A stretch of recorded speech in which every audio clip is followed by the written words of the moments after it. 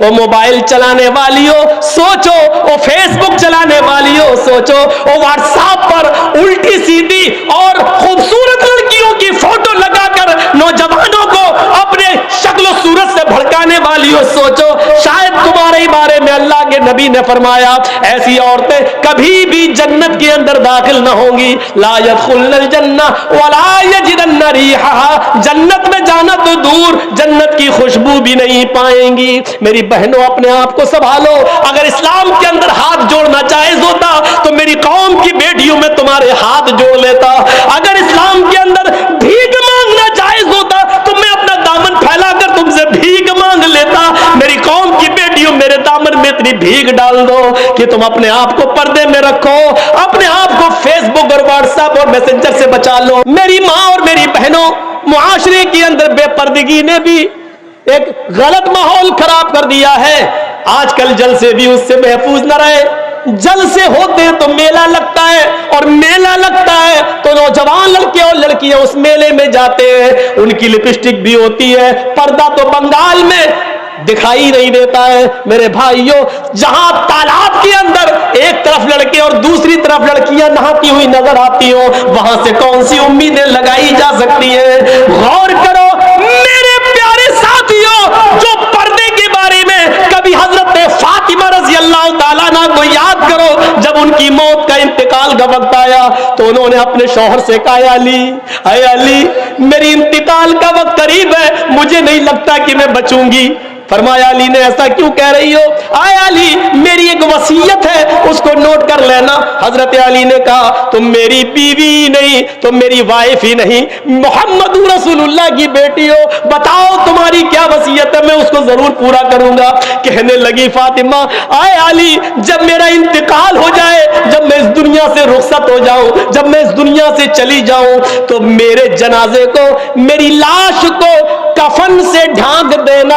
सफेद रंग का कफन जब मेरी लाश पर चढ़ाओ तो मेरी लाश को मेरी चारपाई पर बिठाकर जब कब्रिस्तान की तरफ लेकर जाओ तो आए अली, रात के अंधेरे में ले जाना, इशा की नमाज के बाद मुझे कब्र में दफनाना, दिन के उजाले में दफन न करना।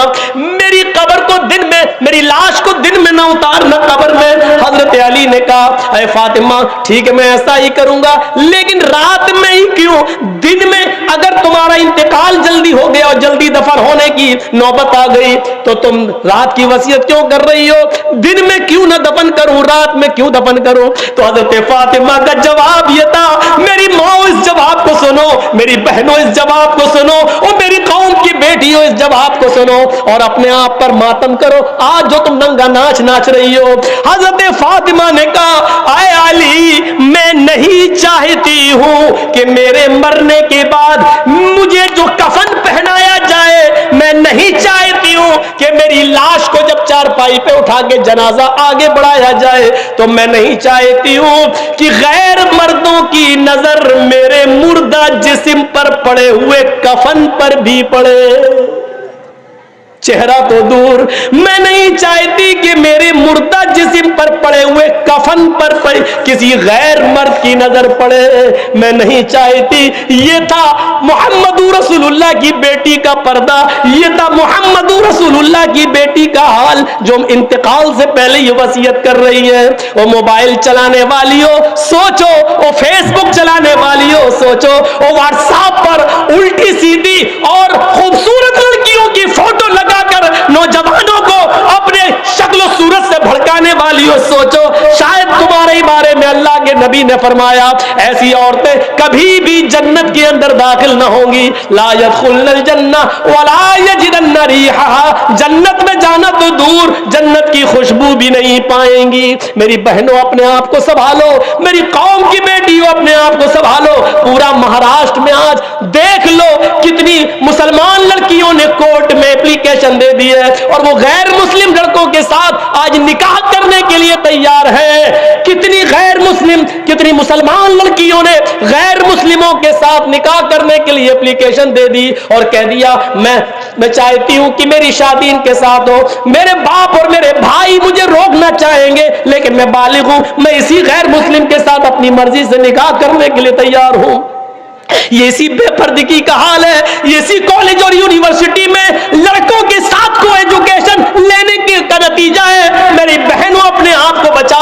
میری قوم کی بیٹیوں، بہت بڑی سازش اس سیاسی حکومت اس موجودہ دور کی حکومت میں تمہارے خلاف رچی جا رہی ہے۔ کالجوں میں، اسکولوں میں لڑکوں کو جگہ، مسلم لڑکوں کو پڑھنے کے لیے ویکینسی نہیں دی جا رہی ہے، کہا جا رہا جگہ فل ہو گئی، اور لڑکیوں کو جگہ دی جا رہی ہے اور کہا جا رہا ہے کہ لڑکیوں کے لیے جگہ موجود ہے، لڑکیوں کے لیے اتنا کوٹا موجود ہے۔ وہ جانتے ہیں کہ جب لڑکیاں مسلمانوں کی ہمارے کالج میں اور اسکولوں میں آئیں گی اور ہمارے ہندو اور غیر مسلم لڑکوں کے ساتھ بیٹھ کر جب پڑھیں گی تو ظاہر ہے کہ آگ اور پیٹرول ایک جگہ رہ ہی نہیں سکتا ہے، محبت اور عشق کی آگ لگے گی، اور پھر یہ ہمارے بھائی، ہمارے بیٹے ان لڑکیوں کو اپنی بہو بنا کر لائیں گے اور پھر ان سے غیر مسلم بچے پیدا ہوں گے۔ میری بہنوں، ان سازشوں کو ناکام کرو، میری قوم کی بیٹیوں، ان کے منصوبوں پر پانی پھیرو، محمد رسول اللہ کی شریعت پر آڑچ نہ آنے دو، محمد رسول اللہ کی شریعت کو بچاؤ، آج کے اس دور میں بچاؤ۔ اگر اسلام کے اندر ہاتھ جوڑنا جائز ہوتا تو میری قوم کی بیٹیوں میں تمہارے ہاتھ جوڑ لیتا، اگر اسلام کے اندر بھیک مانگنا جائز ہوتا تو میں اپنا دامن پھیلا کر تم سے بھیک مانگ لیتا۔ میری قوم کی بیٹیوں، میرے دامن میں اتنی بھیک ڈال دو کہ تم اپنے آپ کو پردے میں رکھو، اپنے آپ کو فیس بک اور واٹس ایپ اور میسنجر سے بچا لو اور اسلام کی خدمت کرو، حضرت فاطمہ جیسا پردہ کرو، اور اتنا نہ کرو تو کم سے کم موجودہ معاشرے میں ایسا تو کرو کہ تمہارے ماں باپ کی اور بھائیوں کی عزت، ان کی چھلی چھلی نہ ہو، ان کو شرمندگی محسوس نہ ہو، معاشرے کو شرمندگی محسوس نہ ہو، اتنا تو کم سے کم کریے۔ ہم اپنے غریبانوں میں جھانک کر دیکھیں کہ ہماری اولاد یہ کون سی نماز ہے؟ ہم جس دکان پر بیٹھے ہوئے ہیں، اذان ہو رہی ہے، باپ حاجی ہے، حج کر کے آیا، بیٹے بیٹھو دکان پہ، ہم نماز پڑھ کے آ رہے ہیں، پہلے ہم پڑھانا، بعد میں تم چلے جانا۔ یہ اسلام کے احکام کرانہ مرچنٹ کی دکان نہیں ہے، جو تمہیں پسند آئے وہ کرو گے اور جو نہیں پسند آئے وہ نہیں کرو گے۔ حاجی صاحب جماعت کے ساتھ نماز پڑھ رہے ہیں اور حاجی صاحب کا بیٹا جماعت چھوڑنے کے بعد مسجد میں بعد میں جاتا اور نماز پڑھتا ہے۔ یہ کون سی جماعت اور کون سا اسلام ہے یہ؟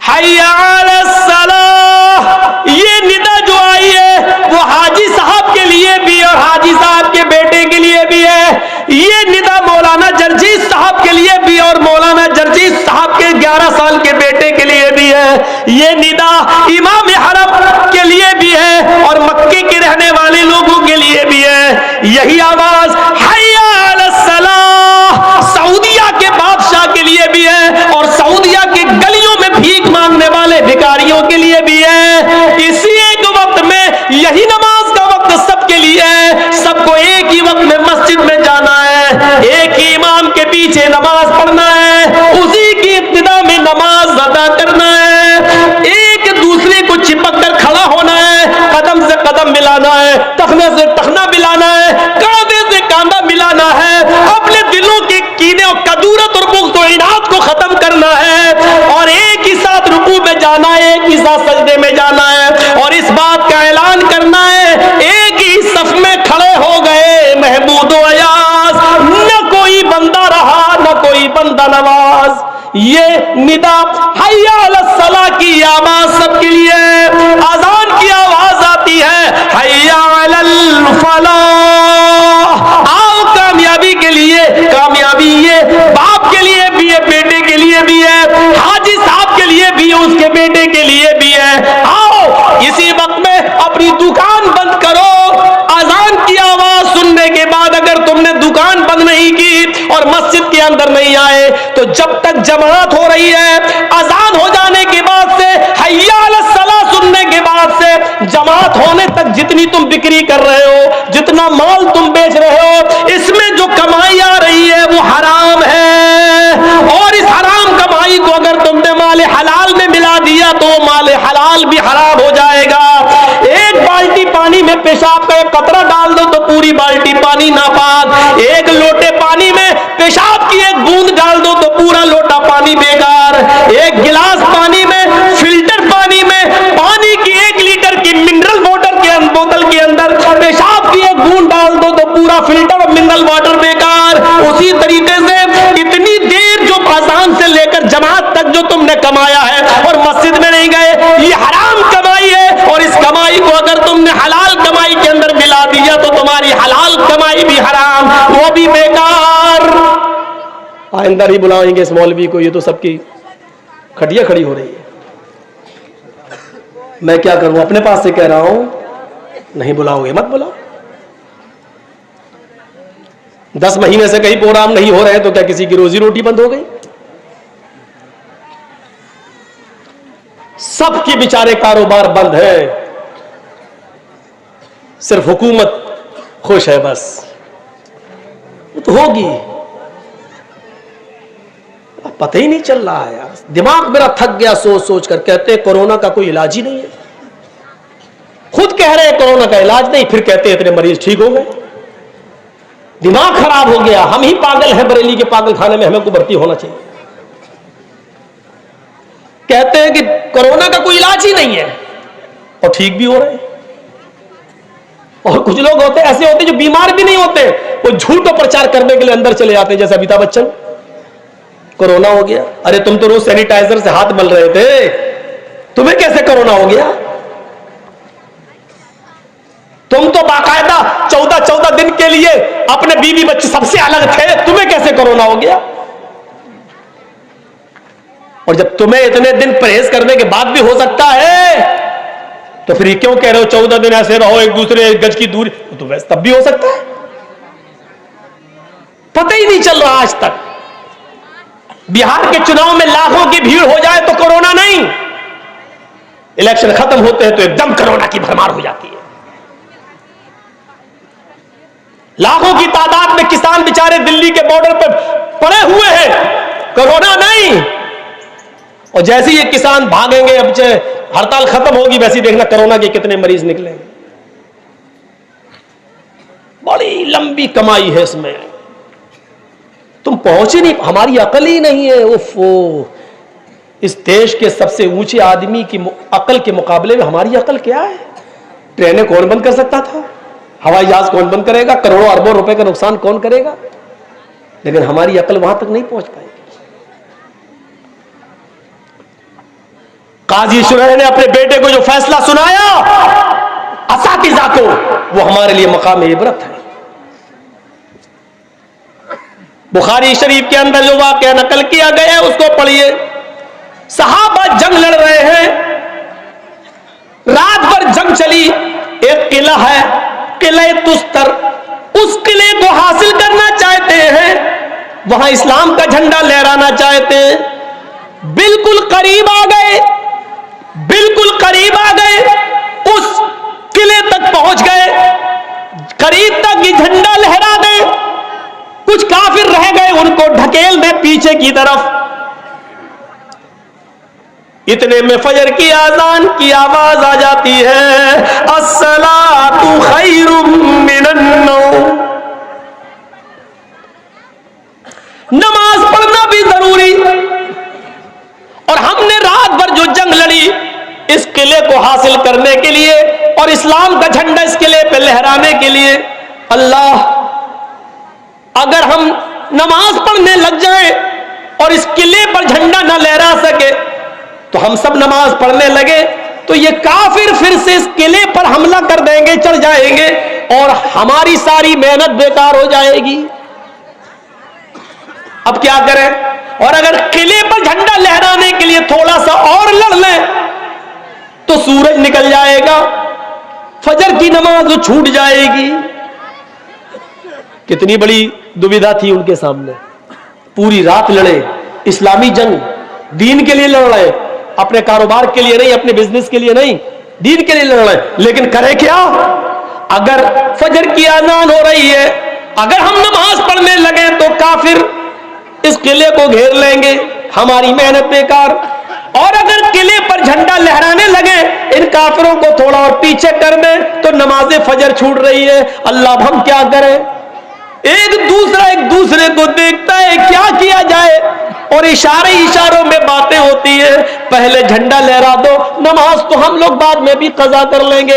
اگر یہ قلعہ نکل گیا ہاتھ سے تو میری ساری محنت بیکار ہو جائے گی. اس واقعے کے راوی حضرت انس فرماتے ہیں اشارے آنکھوں میں ہو گئے اور ہم لوگ قلعے پر چڑھ بیٹھے, کافروں کو پیچھے ڈھکیل دیا اور سورج نکلنے سے پہلے ہم نے جھنڈا لہرا دیا, اسلام کا جھنڈا لہرا دیا اس قلعے پر. ہم हमने उस किले को फतह कर लिया।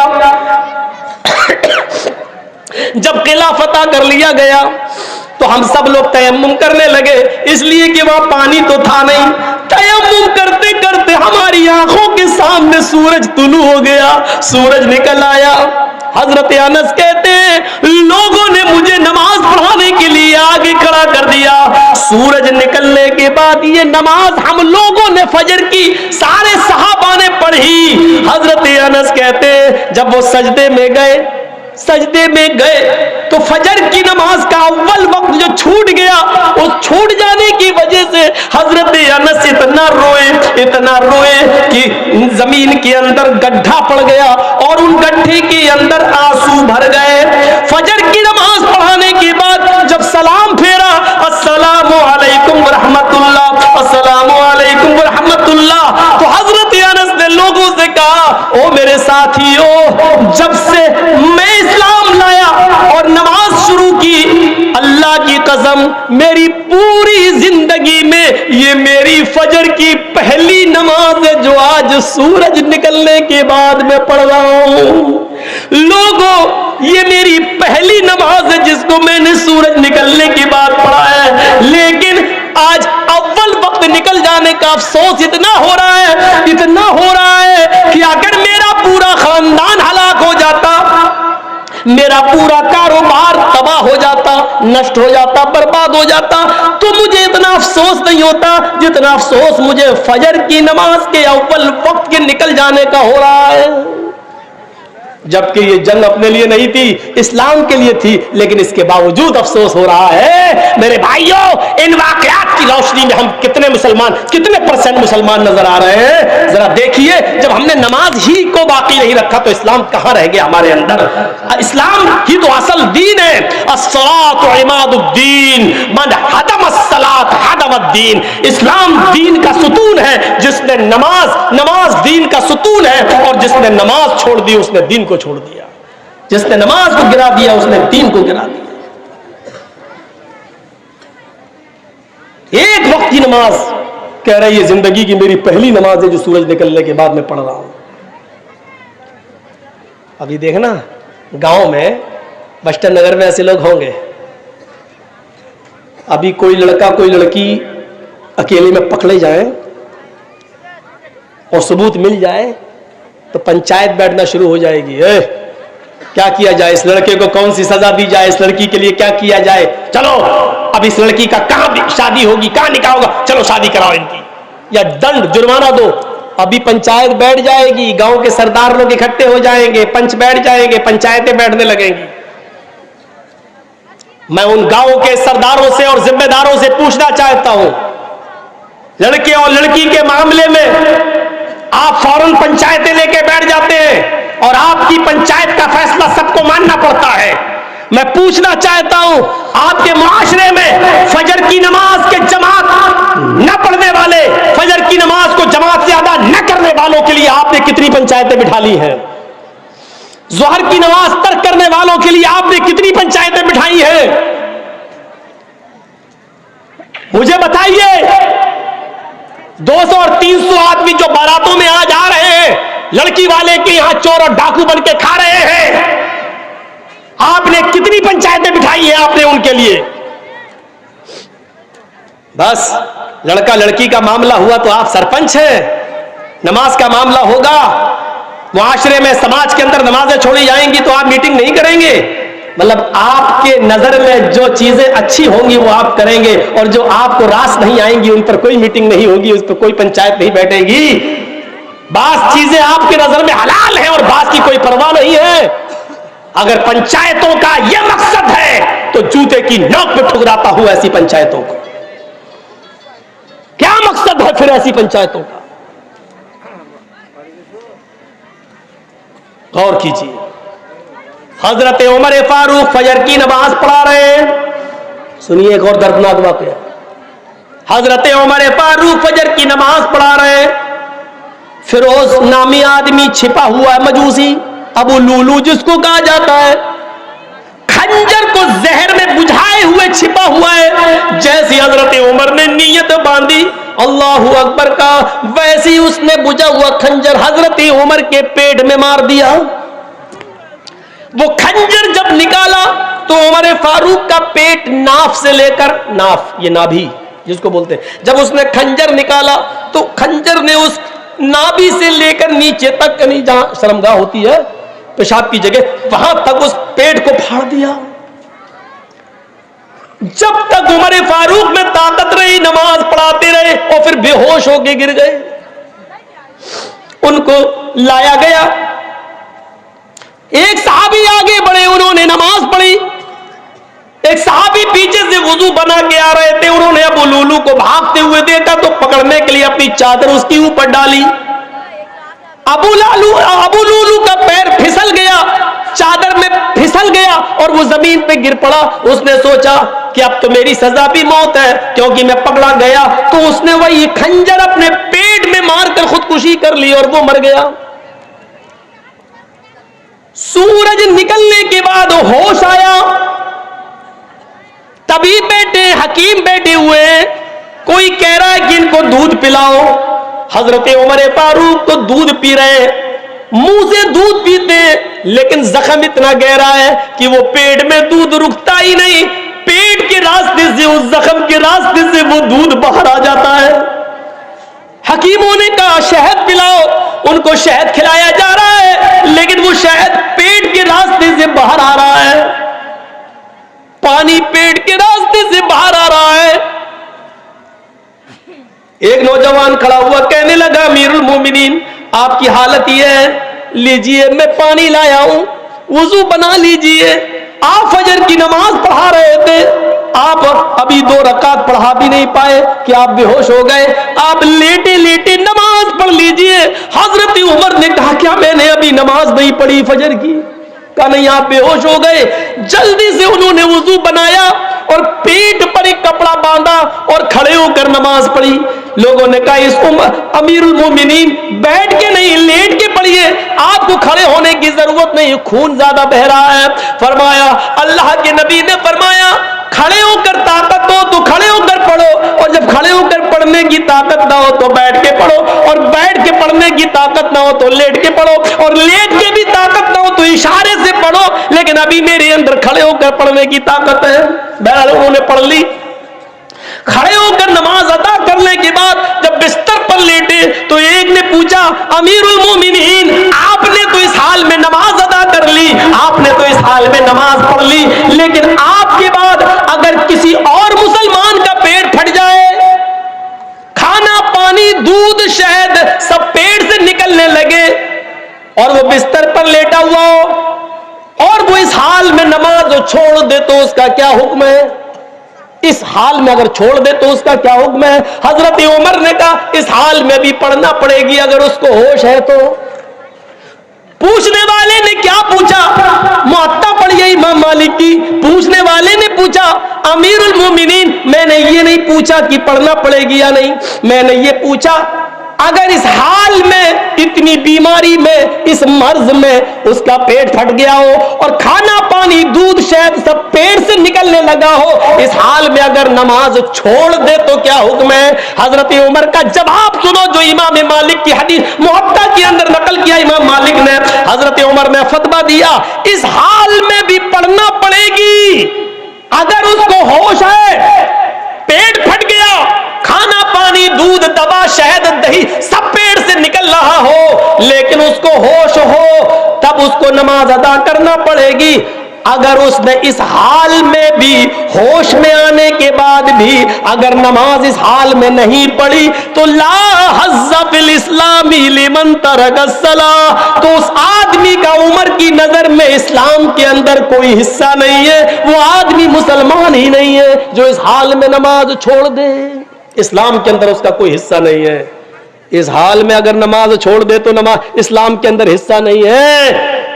صحت و تندرستی ہٹے کٹے موٹے تازہ ہونے کے بعد اس حال میں نماز چھوڑ دو تو ہم کتنے مسلمان ہیں؟